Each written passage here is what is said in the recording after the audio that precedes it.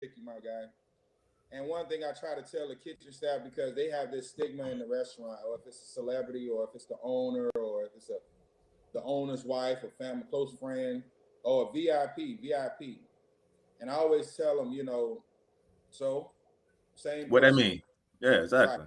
If I have to change how I'm cooking for this person, then I'm not doing my job right. Because I should be Mm, cooking the same way for this celebrity as that same guest that's paying the same amount of money for that steak. Because majority of the time, the celebrities don't even pay. They're getting the meal comped, and all they got to do is worry about the tip. So it's an easy fix for them. Sometimes the tips ain't even as what you would probably think it is because you just got all this food free.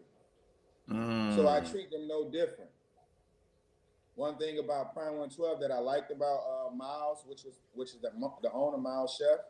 If you were a celebrity and you came in there with 10 people, he would comp the whole table. Reason being because those other 9 people are going to feel so valued and appreciated that they're going to bring another 10 or 9 people with them. So now you have 9 individuals probably having a party of 5. You created 40 more guests. Mm-hmm. mm. Nice. So you're building that wealth and that relationship, and they're going to remember that time where they thought they had to pay this $200 or $300 bill, and you comped it all.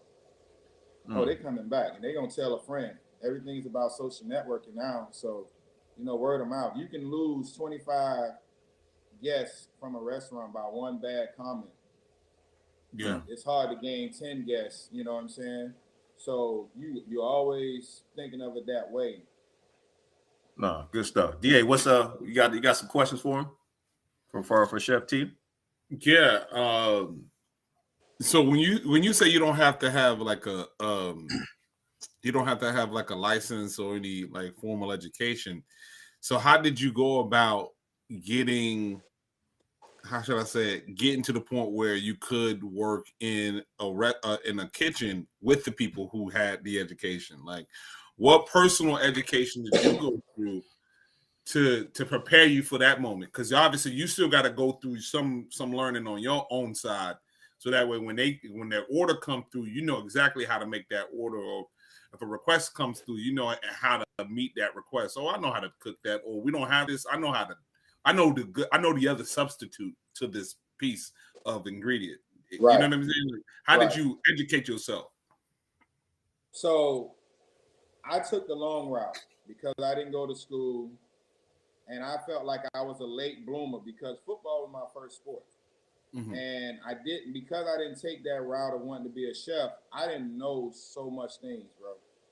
I worked for chain restaurants for a while, and I had my peers telling me like, "Man, you talented, man. You good, man. You need to go to the next level."